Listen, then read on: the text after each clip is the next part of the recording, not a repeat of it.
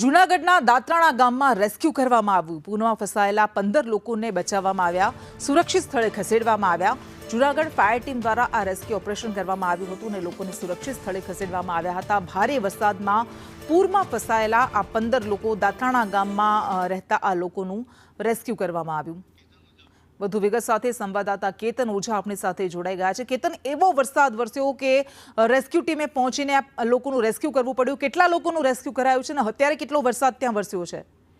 ચોક્કસ કે હાલ તો વરસાદે વિરામ લીધો છે, પરંતુ જે દાત્રાણા ગામમાં છે ત્યાં જૂનાગઢની ફાયર ટીમ દ્વારા રેસ્ક્યુ હાથ ધરવામાં આવ્યું હતું। જે નીચાણવાળા વિસ્તારો હતા તેમાં પાણી ભરાવાના કારણે લોકો પણ ફસાયા હતા। 15 જેટલા લોકોનું જે રેસ્ક્યુ કરવાનું છે, તમામ લોકોને સુરક્ષિત સ્થળે ખસેડવામાં આવ્યા છે। જી जी बिल्कुल, आभार आपनो। तो एक्सक्लूसिव दृश्यों आपने बतावी रहा छे। आ वृद्धाने रेस्क्यू करीने लई जवामां आवी रह्या छे। स्थानिकोनी मददथी तंत्रनी टीम द्वारा लोकोने सुरक्षित स्थळे खसेडवामां આવ્યા।